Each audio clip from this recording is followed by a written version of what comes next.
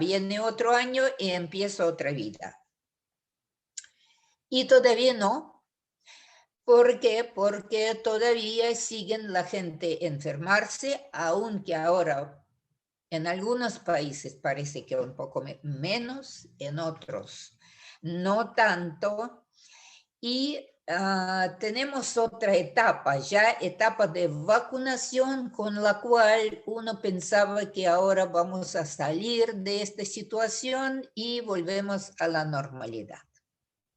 Es muy interesante, pero ya en abril del año pasado apareció un estudio hecho por matemáticos y epidemiólogos en la Universidad de Harvard que demostraron que habrá diferentes olas de esta enfermedad.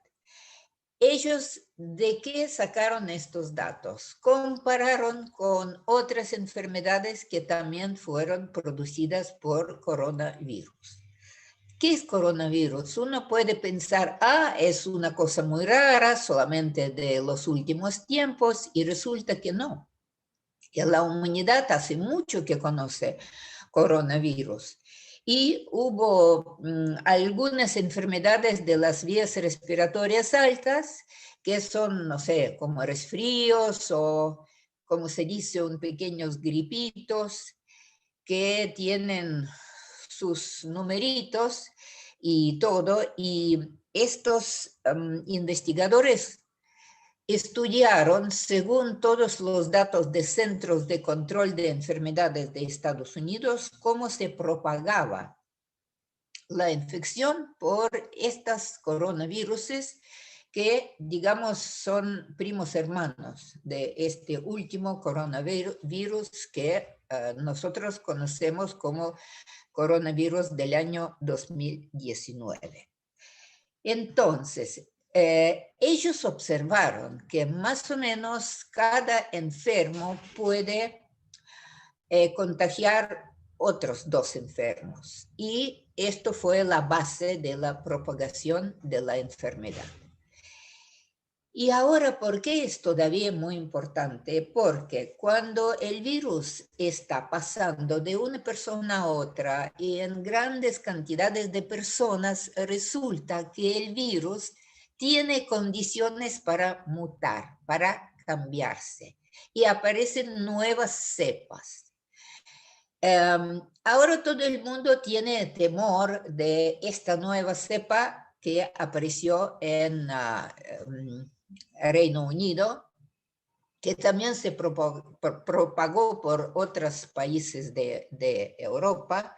También se observaron ya casi 300 casos en Brasil. Después se dieron cuenta que hay una cepa de la República Surafricana, etcétera, etcétera, etcétera. Entonces, estamos todavía en un periodo cuando tenemos que cuidarnos muchísimo y cuando no está no está puesto el último punto en toda esta historia. Estamos en medio todavía de una guerra. Cuando apareció el primer coronavirus que se caracterizó por mayor daño que producía a la gente y mayor contagiosidad. La primera vez fue hace casi 2 décadas, en 2002, y lo llamaron SARS, por las letras de síndrome agudo respiratorio severo, ¿sí? O lo que decimos en castellano, síndrome respiratorio agudo severo, que se originó también en China en su momento y resultó en la pandemia que fue en 2002-2003. ¿Qué fue característico para esta pandemia? Que fue alta la mortalidad, aproximadamente un 10%. Entonces, cuando el portador del virus muere, entonces el virus no se propaga más. Entonces, más o menos en 6 meses se paró en mayoría de los países. Después, en 2012, apareció otra coronavirus, esta vez en Medio Oriente, y lo llamaron MERS, o de Oriente Medio síndrome respiratorio, hablando de dónde proviene este MERS. Y este tenía aún mayor mortalidad. Tenía mortalidad más o menos de 36%, llegando casi a 40%. Entonces también muy rápido fue como fue parado y controlado. Y fíjese, si lo vemos de manera filosófica, tenemos que aceptar que el virus se desarrolla y llega a una menor mortalidad. Mortalidad global está alrededor de 2%. Entonces queda mucha gente que ya fueron, que se enfermaron, se quedaron algunos como portadores asintomáticos, otros, aunque se curaron, todavía pueden tener el virus y el virus se propaga. Filosóficamente para el virus es mejor. ¿Por qué? Porque cada ser vivo, aunque sobre virus es muy difícil decir si es ser vivo o no ser vivo, porque necesita una célula viva para vivir, ¿sí? Para continuar su desarrollo. Pero así lo llamamos, digamos, condicionalmente, que es un ser vivo y necesita propagarse, entonces tiene un poco menor mortalidad. Pero aunque con esta menor mortalidad, imagínense que ya se enfermaron casi 120 millones de personas. Y más o menos ahí como calcule, es también una cifra muy grande, unos 60 millones bien, murieron. Entonces, es una cifra muy grande, enorme cantidad de la gente que murió. Y esto es muy difícil. Mucha gente perdieron sus familiares, perdieron sus amigos, están todavía con un poco de pánico, yo diría. ¿Por qué? Porque tienen miedo de enfermarse y ahora todo el mundo como está pensando, ahora nos vamos a vacunar y esto todo se termina. Pero volviendo a este estudio de los matemáticos epidemiólogos que yo le mencioné, que ya apareció en abril del año pasado, ellos, al comparar cómo se portaban otros viruses, más o menos también coronaviruses, pero menos virulentos, ellos vieron que habrá varias olas y han dicho que solamente si habrá una inmunidad llegando a 65-70% de la población, ahí no habrá más esta reacción en cadena que hace que el virus se distribuya. Y parece que lo que vemos nosotros, esto su cálculo fue muy cierto. Ahora, ¿por qué todavía es tan difícil toda la situación? Porque el tema es que la enfermedad resultó mucho más grave que una simple gripita.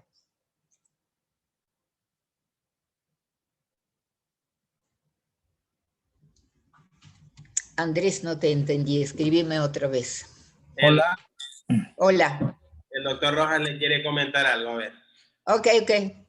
Sí, en aras del tiempo y para ayudar a la audiencia, de la cual agradecemos su sintonía, muchísimas gracias de todas partes que nos han estado comunicando.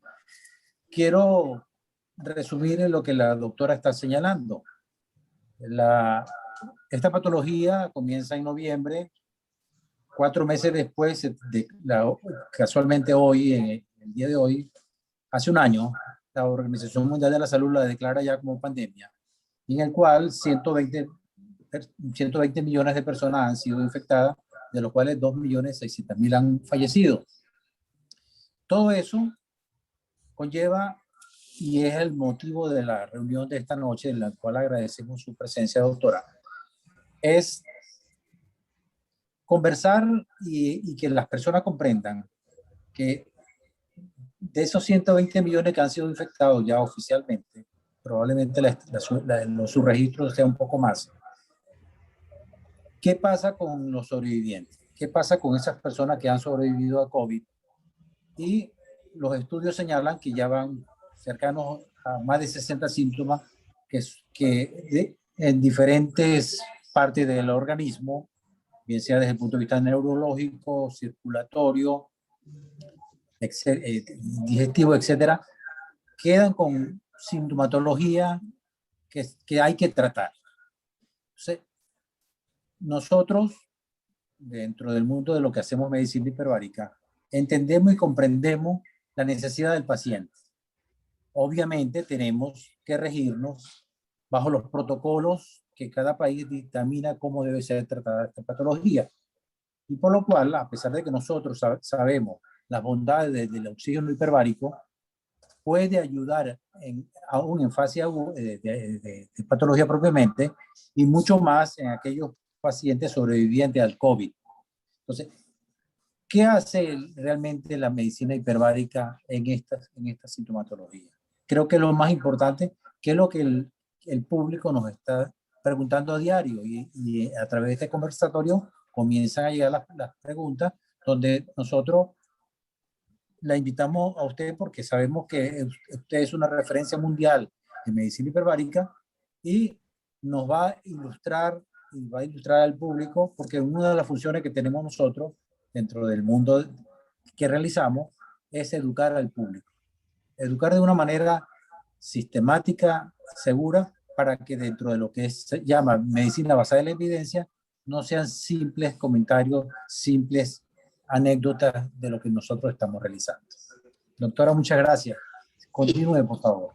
Sí, yo quizás quisiera primero decir por qué en periodo agudo se usa la cámara hiperbárica, pero no está tan bien difundida, aunque justamente hace unos pocos días yo publiqué en Facebook el trabajo que fue hecho en la Sociedad Rectora de Medicina Hiperbárica en Estados Unidos, y la reconoce todo el mundo, Anderson Hyperbaric Medical Society, que fue hecho un resumen de todos los trabajos que aportan a entender los mecanismos terapéuticos de oxígeno hiperbárico en el COVID, y también los resultados si uno trata pacientes en cámara hiperbárica, esto que da a los pacientes. Y le digo que en Argentina hay muy buena experiencia en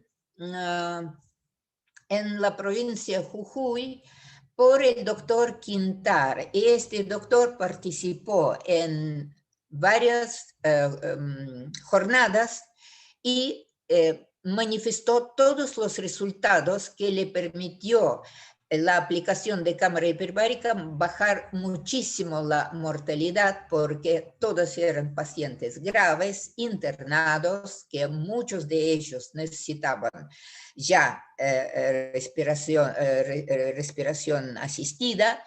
En muchos casos se pudo evitar respiración asistida, y las cifras de mortalidad bajaron muchísimo. Entonces, todo esto funciona. Después sí, un poquito le explico por qué. ¿Y por qué esto ahora es importante? Porque realmente todavía siguen enfermarse la gente. Y aún más, la gente que parecía que ya tenían la enfermedad, todavía muchos no están completamente bien. y no están completamente bien.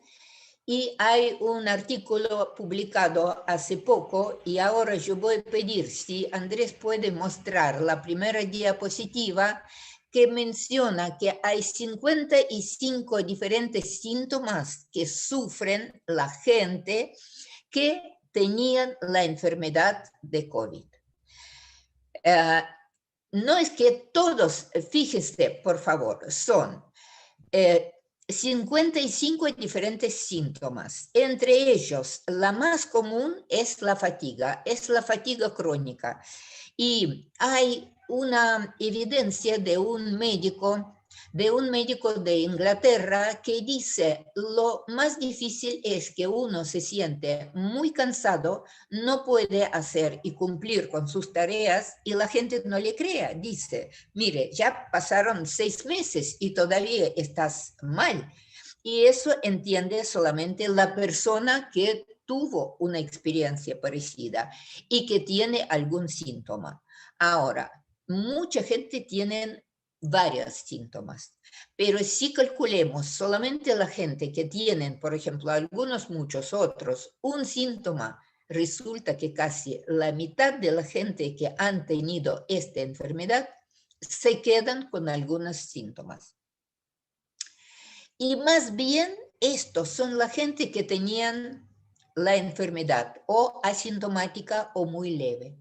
Y después ellos enfrentan una situación donde están prácticamente enfermos con diferentes patologías. Y el médico a quien van, por ejemplo, uno tiene dolor de cabeza y se le hacen los estudios que no se encuentra ninguna razón específica, pero cuando este tema fue estudiado muy a fondo, lamentablemente con algunos resultados de autopsias de la gente que murieron por COVID, resultó que el cerebro de estos pacientes graves se quedó con mucha trombosis, con mucha hipoxia, ¿sí? Entonces, trombosis era coagulación de sangre en vasos sanguíneos de diferente calibre, es muy común en esta patología.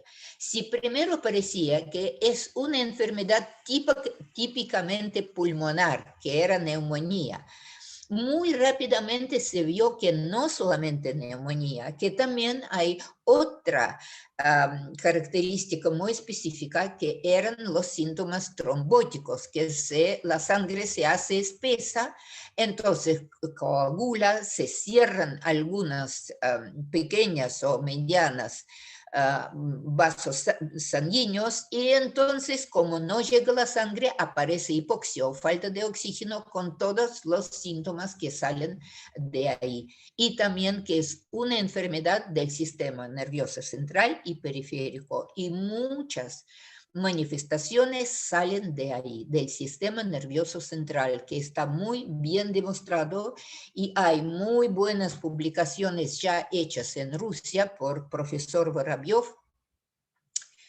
Estoy pensando, a lo mejor en algún momento voy a traducir al castellano porque realmente tiene muy buenos trabajos que demuestran ahí pormenorizado qué ocurre, qué pasa. ¿Por qué? Porque, por ejemplo, algunos pacientes dicen que tienen dolor de cabeza que es incomparable con nada y prácticamente cuando estudian a estos pacientes parece que no tiene ninguna razón. ¿Por qué tienen tanto dolor de cabeza? Pero esto resulta que tienen muy pequeños capilares y arterias tapadas con sangre coagulada y entonces tienen hipoxia y este dolor es por la hipoxia. Y resulta que realmente no hay métodos para combatir este dolor. Por ejemplo, ibuprofeno en muchos casos no quita este dolor. Entonces, ¿qué hay que hacer? Hay que ver cómo tratar a estos pacientes. Por supuesto, lo que se usa y se usa desde primeras fases de la enfermedad son anticoagulantes orales, que se usan muchísimo ahora en Rusia y creo que en todo el mundo, pero todavía en, digamos, las guías de atención de estos pacientes no entró la medicina hiperbárica. ¿Y por qué? Porque no hay suficientes cámaras en todo el mundo, pero donde nosotros tenemos cámaras, tenemos que aplicar las cámaras para tratamiento, entre otras cosas de estas personas.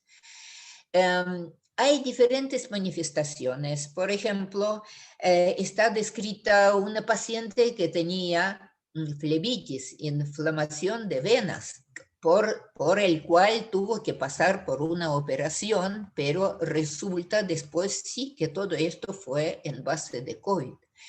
Y en muchos otros casos. Y entonces, con todo esto, cada médico está primero pensando a ver si esto puede ser la complicación de COVID y cómo hay que tratar las complicaciones de COVID.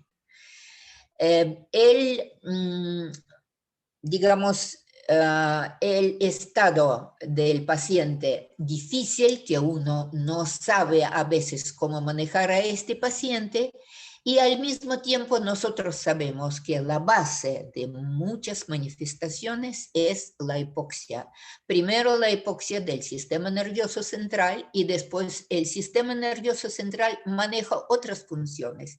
Fíjense cuántas manifestaciones hay del tracto gastrointestinal, hígado y intestinos.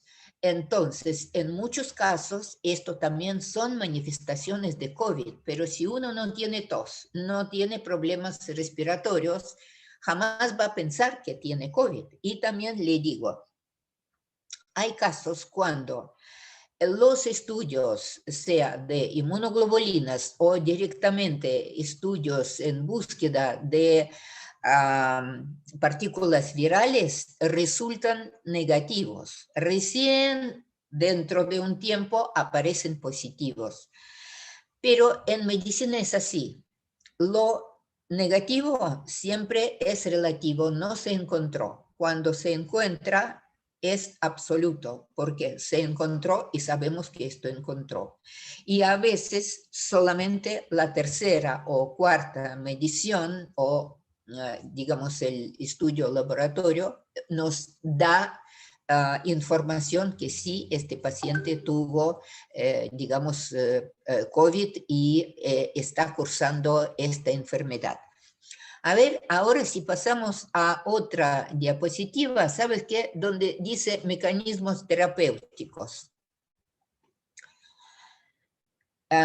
Entonces, ¿por qué en el periodo agudo es muy útil aplicar la cámara hiperbárica? Primero, que es una hipoxia extrema. ¿Qué es hipoxia? Es poco oxígeno. ¿Por qué poco oxígeno? Oxígeno necesitamos para producir energía. Lo inhalamos, esto, mecanismos terapéuticos, gracias. Entonces, el oxígeno inhalamos con el aire, pero para estos pacientes resulta insuficiente. ¿Por qué? Porque resulta también que el tejido pulmonar y los pequeños capilares, el endotelio, este revestimiento interno de todo nuestro sistema sanguíneo, resultan afectados por el virus. Y entonces cuando hay trombosis ya no llega la sangre que transporta el oxígeno. Por eso tenemos la hipoxia extrema. SO2 es saturación de hemoglobina con oxígeno. Y esta saturación, fíjese, en algunos pacientes llega hasta valores muy bajos. Y primeros fueron los chinos que trataron este síndrome COVID en cámara hiperbárica. Ellos hicieron primera publicación y a partir de esta primera publicación en todo otro mundo empezaron a usar oxigenoterapia hiperbárica para estos pacientes. ¿Cuál fue el temor? El temor fue si uno tiene problemas pulmonares, como pulmón es el aparato principal por donde entra el oxígeno hiperbárico y este pulmón afectado puede por fin sufrir una toxicidad por oxígeno. Entonces fue un enorme susto por parte de los médicos si aplicamos oxigenoterapia hiperbárica en estos pacientes, si pasa algo con los pulmones. Pero ya hay artículos que fue demostrado que para COVID y para todos estos casos no ocurre intoxicación pulmonar por oxígeno. ¿Qué otra cosa muy importante hace el virus? El coronavirus tiene una envoltura lipídica y oxígeno afecta esta envoltura del virus. Entonces, directamente hay un efecto sobre las partículas virales. Este efecto todavía no está estudiado en el nivel que lo merecía, pero lo sabemos con otros virus y sabemos que los virus que tienen, por ejemplo, virus de hepatitis B, que tiene también envoltura lipídica, es muy sensible a niveles altos de oxígeno. Después, lo que es típico para el COVID, eso que se llama una tormenta de citoquinas. ¿Por qué? Porque el organismo reacciona de tal manera a la entrada de partículas virales en el organismo que empieza a afectar no solamente los virus, también a su propio tejido.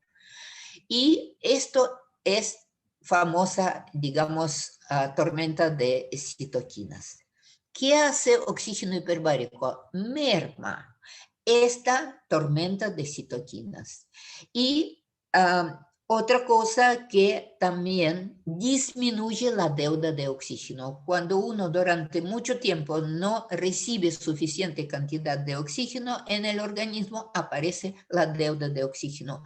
Quizás nosotros la conocemos más por el deporte. Cuando uno corre, por ejemplo, una distancia larga, por fin termina con una deuda de oxígeno que después se recupera. Pero en caso de esta enfermedad también aparece la deuda de oxígeno que agrava el estado del paciente. Otra cosa muy importante, que oxígeno hiperbárico recupera el estado del sistema inmune. Hay diferentes partes del sistema inmune. Hay un sistema inmune innato y hay un sistema inmune que es celular y humoral. Y todos funcionan, digamos, en un conjunto, pero diferentes partes ya fueron estudiados y se sabe el rol muy beneficioso de oxígeno hiperbárico. Y entonces, con todo esto, y ya vemos, hubo diferentes trabajos hechos, y si ustedes, yo puse también en mi página web este artículo de Feldmayer y colegas de Anderson Hyperbaric Medical Society, para llegar fácil y leer en su completo todo el artículo. Y ahí está presentado todo, y los efectos, y los temores, y los resultados de los estudios. También se vio que con oxígeno hiperbárico disminuye el efecto de coagulación. Hay un marcador del sistema de coagulación que se llama el dímero D. Este dímero D empieza a bajar, como demostraron doctor Thibodeau de Estados Unidos, y ellos vieron en los pacientes que mejoró.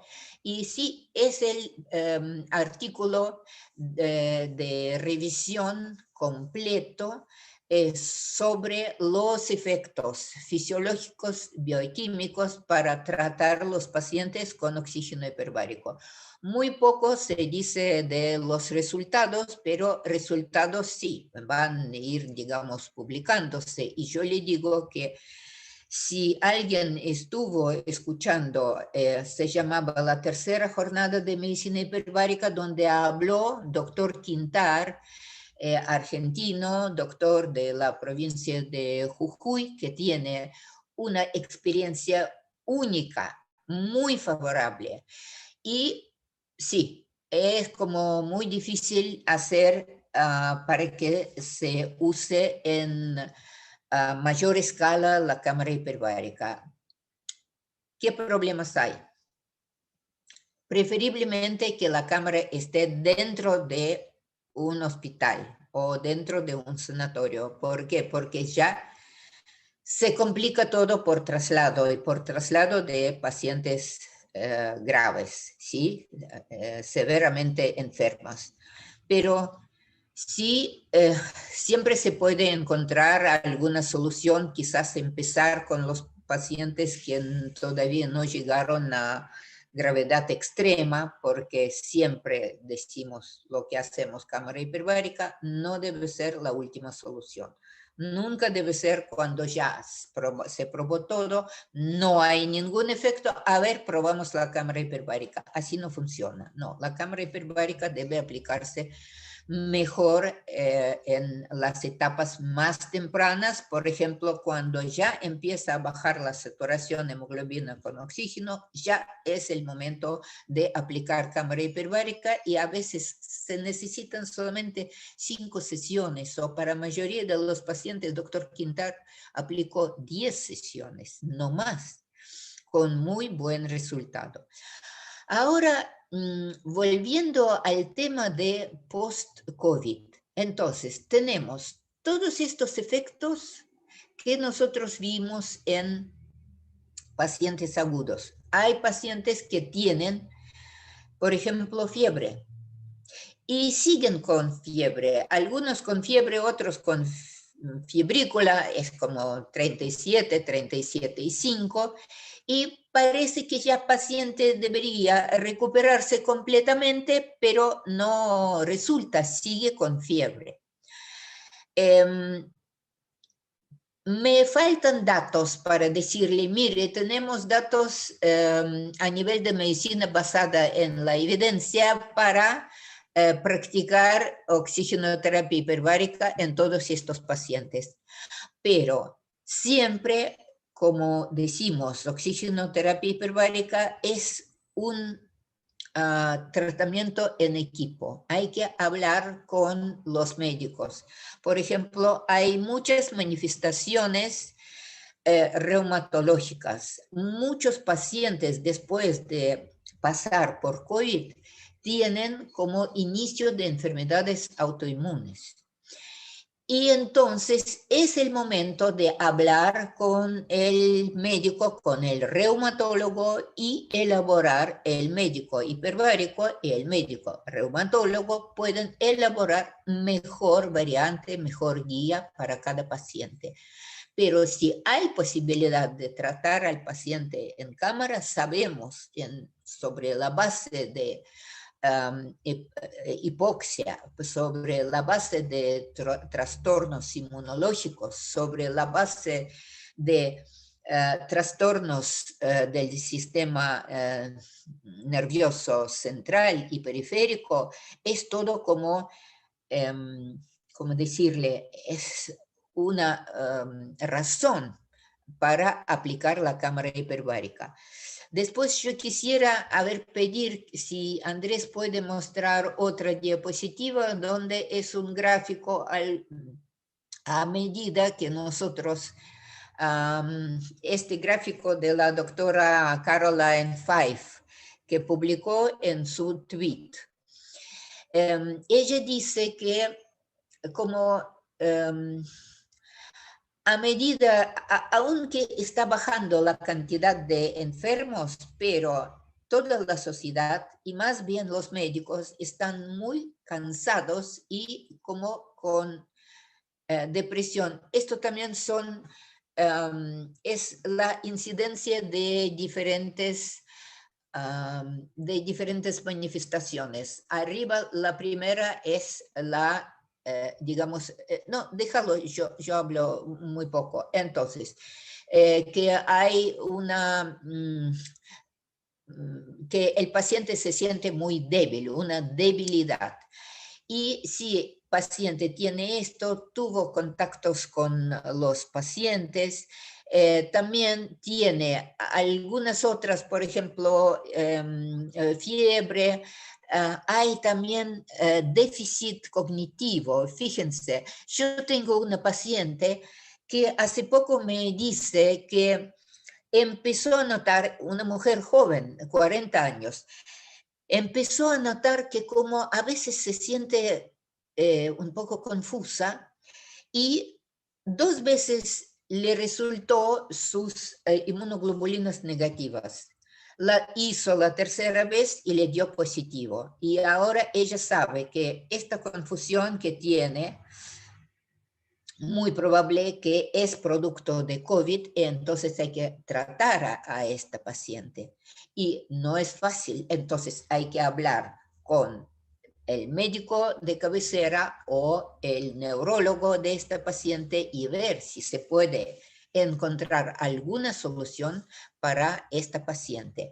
A ver, otro donde hay como 2 gráficos, que una curva está bajando y otra está subiendo. Esto, digamos, lo que pasa en, digamos, espiritualmente. Fíjense, entonces, aquí está, no, está muy bien, está muy bien. Entonces, la línea azul es impacto de infección por COVID. Fíjense que, no, muy chiquita, ¿puedes aumentar un poquito? Ok, entonces, a medida que el impacto de la enfermedad como tal sigue bajando, lo que sube es el impacto de depresión y como cansancio mental. Y entonces dice la doctora Fife, ahí está abajo, usted ve que eso todo hecho por Caroline Fife, ¿sí? Es una médica, excelente médica, trabaja en Houston, en Estados Unidos, y durante algún tiempo ella era presidente de la Anderson Hyperbaric Medical Society. Que ella marca con esta flechita es que estamos tan como cansados mentalmente de todo que uno sigue viviendo. Por ejemplo, si ahora, aunque se hacen se hace la vacunación, todavía hay nuevos enfermos, ¿sí? Y ahora le doy un dato muy importante que quiere como, que caracteriza muy bien el momento ahora. Entonces, que estamos justo en el punto de inflexión cuando es muy difícil lo que nosotros sufrimos. Fíjese qué importante. Cuando uno está vacunado, esto no quiere decir que ahora puede no tomar ninguna medida de distanciamiento, de aislamiento, puede no usar máscara, etcétera, etcétera. No, esto no quiere decir esto. Todavía puede contagiarse. Y aunque puede contagiarse, ¿para qué se hace vacunación? Se supone que si contrae la enfermedad, esta enfermedad será muchísimo más débil, ¿sí? Más suave. Ahora, en Israel, ustedes quizás han leído que es un país que tiene mayor cantidad de población vacunada, tiene 50% de población vacunada. Y fíjense, si en primer momento, cuando recibieron un 30% solamente la primera dosis, los médicos vieron que la enfermedad empezó a bajarse. Y ahora, cuando 50% están vacunados, en los últimos tiempos, en los últimos 10 días, empezó a aumentar la enfermedad. ¿Por qué? Porque están pensando que la gente como no tienen tan, digamos, no siguen tanto las pautas de prevención, de distanciamiento y de, digamos, evitar contactos. Como también tenían una fiesta religiosa por la cual se fueron más a los shoppings, se encontraron más, entonces se piensa que a lo mejor... Sí, sí. Entonces, fíjese, con toda la vacunación, mejor país, el país más vacunado en el mundo y tiene aumento de la enfermedad. Bien, doctora. Conclusión, seguir con todas las pautas de prevención y también tratar a todos los pacientes que todavía sufren, aunque ya parece que pasó el periodo agudo, pero todavía sufren de post-COVID. Doctora, yo quisiera acotar, y es importante, basado en el comportamiento de nuestra comunidad, y que lo hemos visto en cada periodo vacacional, y se acerca Semana Santa. Y es donde nosotros observamos un incremento importante en los nuevos casos. Porque las personas, como usted bien ha señalado, pues cae en esa situación de desesperanza, de aburrimiento y piensa que las medidas que está tomando para prevenir esta enfermedad, pues es realmente de una manera que no corresponde con lo que deberían de hacer, pero más sin embargo lo vemos en los resultados. Nosotros en esta ciudad hemos tenido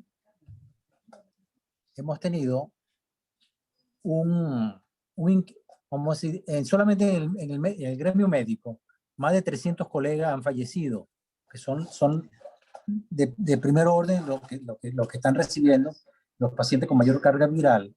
Y más sin embargo, nosotros no descuidamos la atención del paciente y pedimos a la comunidad, en este caso a través de este medio, ratificamos lo que las autoridades señalan, de la necesidad de conservar la distancia, conservar el uso de la máscara, porque apenas, si vemos desde el punto de vista porcentual, apenas comienza la pandemia. El porcentaje de infectados en este país es muy pequeño frente a los 15 millones de habitantes que tenemos, si apenas se está hablando que tenemos 250,000 personas infectadas hasta el momento. O sea, no podemos bajar la guardia. Y en Semana Santa que viene va a haber otra vez ese incremento como ocurrió en el pasado carnaval, como ocurrió en Navidad. O sea, es necesario hacerle nosotros un llamado a toda la comunidad de que respeten y respondan al llamado que se le hace de prevención. Sabemos muy bien que esta enfermedad ha cambiado la manera de sentir, la manera de expresar, la manera de comportarse en nosotros. Los niños no van a clase. Cientos de empresas han quebrado, se han ido a la ruina, porque el mundo ha cambiado.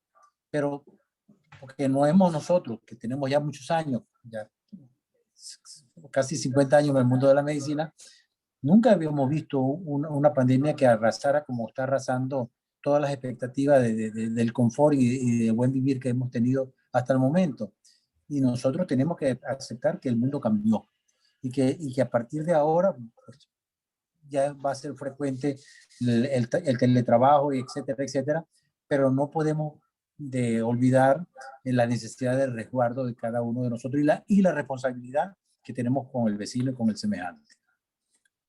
Sí, estoy totalmente de acuerdo.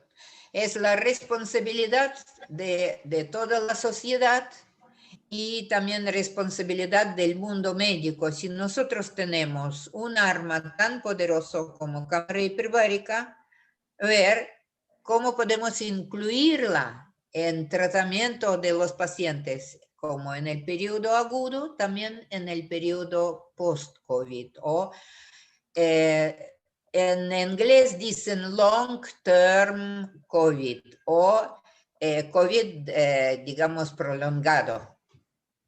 A ver si hay alguna pregunta. Sí. Vamos a ver qué dicen acá. Bueno, muchos saludos. Desde el Instagram están dando muchos saludos. Tenemos Ajá, aquí está la primera pregunta. Si se puede tratar pacientes COVID que tengan la enfermedad activa o no, y si en caso de que no, ¿cuál es la recomendación para qué tan pronto este paciente se podría hacer tratar con cámara hiperbárica?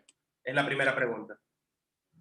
Mire, según los datos mundiales, se puede tratar los pacientes en el periodo agudo con COVID, y si empezamos bien temprano, para muchos podemos evitar intubación y uso de asistencia respiratoria mecánica. En Argentina, el promedio de mantener al paciente con asistencia respiratoria mecánica es 21 días. La cámara hiperbárica se necesita 5 o 10 sesiones. Y en muchos casos, ¿sí? Muchos casos se puede evitar la intubación y uso de asistencia respiratoria mecánica. Reconozco que todavía hay pocas cámaras hiperbáricas, pero donde las tenemos deben estar funcionando, digamos, 24 horas para poder ayudar a mayor cantidad de los pacientes. No existe, claro, para cada paciente, cuando viene el paciente al centro de medicina hiperbárica, nadie lo va ya a tratar. Siempre primero el médico revisa al paciente. El paciente puede tener alguna contraindicación que puede ser inespecífica y que no está vinculada con COVID o está vinculada con COVID y este paciente no va a tratarse. Pero esto ya es tarea del médico hiperbarista. En caso necesario, el médico hiperbarista habla con el médico de cabecera o el médico de otra especialidad que le manda al paciente para elegir mejor protocolo. Sí, me llamaba la atención qué tipos de presiones considera usted que estaríamos hablando, las atmósferas adecuadas para este tipo de pacientes. Mire, según los datos internacionales, empezando con los estudios chinos, siempre se trata de presiones mayores de 1.5, 1.6, más por arriba. ¿Por qué? Porque oxígeno es como un remedio, como un fármaco. Pero si el fármaco nosotros damos en miligramos, en gramos, etcétera, ¿sí? O en mililitros, el oxígeno nosotros damos en presión y tiempo. ¿Por qué? Porque está en forma de gas. Y por eso, muy importante tener una cierta presión. Yo no puedo ahora dar ningún número así, mire, es esto. Pero fíjese, o directamente puede escribir a doctor Quintar, pueden escribir a mí, yo les voy a comunicar con doctor Quintar, quien tiene ya tratados más de 300 pacientes, para ver el caso, cada caso por caso, y elegir para cada paciente debe ser protocolo individual. O sea que, por supuesto, estoy de acuerdo con usted. Usted recomienda que el paciente, una vez más, tiene que ser abordado de forma integral y al mismo tiempo con un tratamiento individualizado, que el paciente no debe simplemente creer, bueno, tengo COVID, me voy a hacer ver para tratarme con cámara hiperbárica y ya yo sé que voy a estar X tiempo, 1 hora, hora y media o a tal presión, sino que por el contrario tiene que ser valorado por el médico y el médico es el que va a hacer un plan de tratamiento personalizado, digamos. Sí, le quiero subrayar que oxigenoterapia hiperbárica es un tratamiento médico y es imprescindible la presencia del médico durante el tratamiento. Es el médico que evalúa al paciente.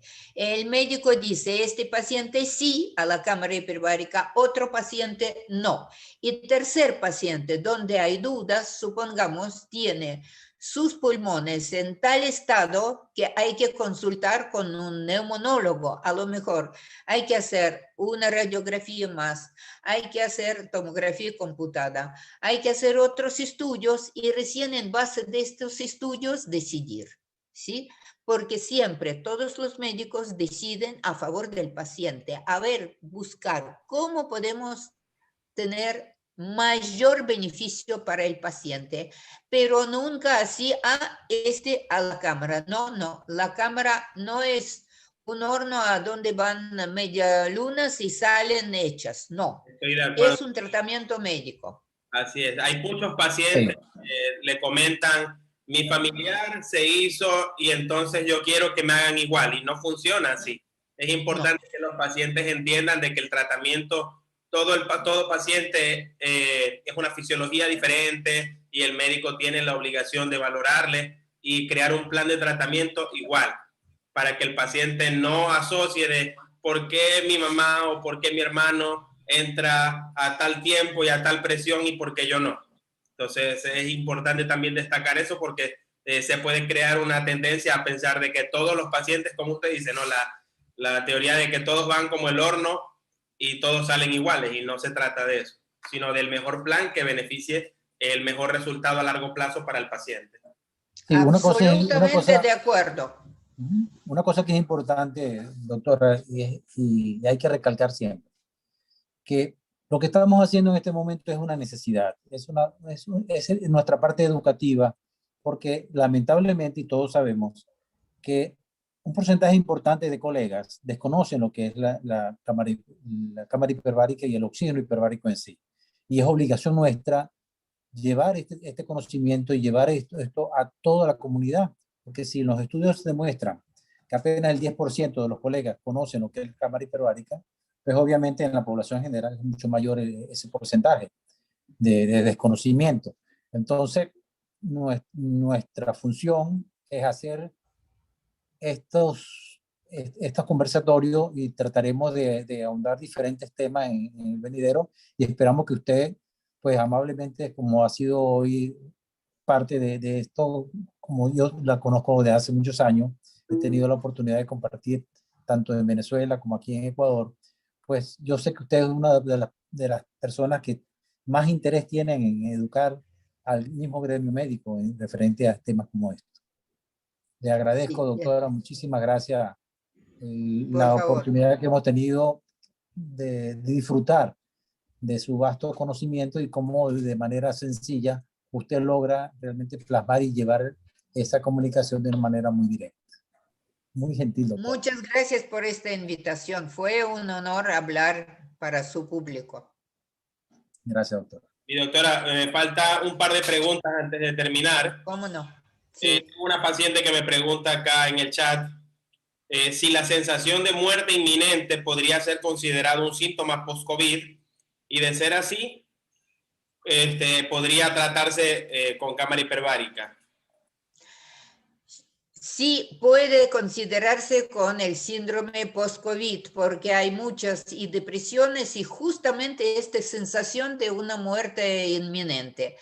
Pero antes de someterla a la cámara hiperbárica, probablemente sí que le corresponde, hay que hablar con el médico de esta paciente, a lo mejor con su psiquiatra o con su neurólogo, y definir, digamos, el protocolo, ¿sí? Porque aquí no hay recetas iguales para cada uno, pero es muy bien, digamos, definido el síndrome, que a veces sí tienen esta sensación de una muerte inminente. Es típico para post-COVID. Ya, y la última pregunta nos la hace la doctora Virginia. Ella pregunta, ¿qué evaluaciones específicas recomendaría que el médico hiperbarista que está teniendo pacientes con COVID previo a administrar el oxígeno hiperbárico, debido a que sabemos que el COVID afecta múltiples órganos, dentro de ellos el aparato respiratorio? Sí, generalmente y sin COVID, nosotros lo que pedimos un electro para ver en qué estado está el sistema, el corazón y el sistema circulatorio. Esto es uno. Segundo, generalmente pedimos una radiografía de tórax. En algunos casos, en la radiografía, vamos a ver, es como síndrome, estas manchas que se llaman como vidrio esmerilado. Y antes hubo mucho susto si con esto, si podemos o no podemos tratar al paciente.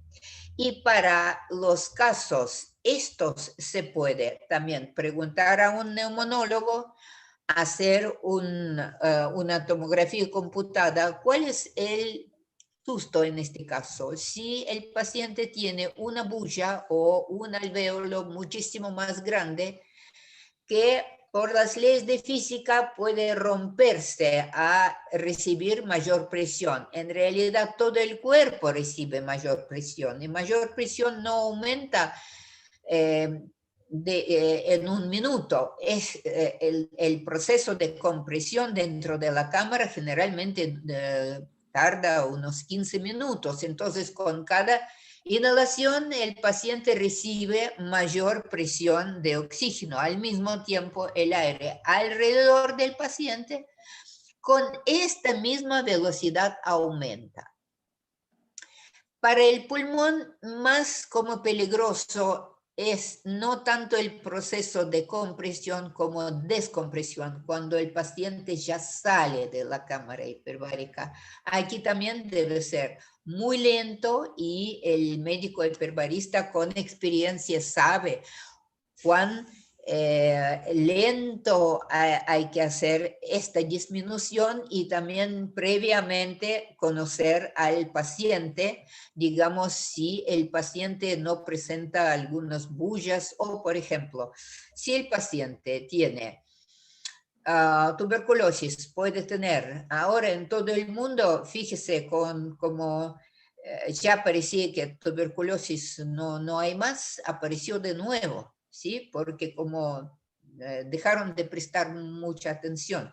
Pero en tuberculosis puede producirse una caverna, un vacío, o relativamente ahí dentro un espacio vacío, y este espacio si se llena con oxígeno a presión, después en la descompresión siempre tenemos miedo que se produzca un efecto con válvula y entonces que como no va a salir oxígeno, en este caso el pulmón se rompe. Lo que se llama neumotórax, prácticamente bien. Conozco muy pocos casos, son únicos, pero ¿por qué pocos? Porque el médico hiperbarista siempre tiene temor a esto y hace todo para evitar. Pero esto sí, hay que evaluar al paciente en este sentido. Otras cosas, si el paciente tiene, digamos, claustrofobia muy alta, se puede acompañar al paciente, ¿sí? Se puede tratar de, y es como una cosa que sabemos, lo que practicamos este tipo de medicina muy bien. El tema es que mientras el paciente está más grave, como menos importancia da a estar en un espacio cerrado, ¿sí? Y prácticamente otras cosas son, no tienen importancia. Entonces, estos sistemas, si nosotros vemos que el paciente está bien de punto de vista de su corazón y pulmones, prácticamente puede entrar. Entiendo. Muchas gracias, doctora. De verdad que gracias por su tiempo y para nosotros es un privilegio tener la oportunidad de tener una clase prácticamente personalizada de la mano suya con tantos años de experiencia. Y bueno, también decirle a todos los participantes y a todas las personas que están viendo este video en vivo de que esta simplemente es la abreboca, la apertura a muchas otras sesiones académicas y científicas para tratar de dar mayor divulgación al uso de la cámara hiperbárica y su aplicación en distintas patologías. todo con el propósito de no solamente que nuestros pacientes estén más informados, sino también a los colegas médicos que conozcan más sobre la utilidad y puedan ofrecer un mayor resultado de mejoría para sus pacientes. Gracias, doctora. Gracias. Bueno, este es el final de este en vivo. Es importante que sepan que está disponible acá en la casilla y pueden compartirlo con todos sus amistades. Andrés, vos ya leíste, tengo en chat dos cosas, o vos ves lo mismo, ¿no? Sí, es lo mismo. Ah, ok. Bueno. Ya contestamos, perfecto. Sí, bueno, bien. Estamos entonces... Chao, saludos y muchos éxitos con estos Gracias, pacientes. doctora. Yo espero que van a poder ayudar a muchos. Gracias, doctora. Buenas noches, doctora. Gracias. Buenas noches.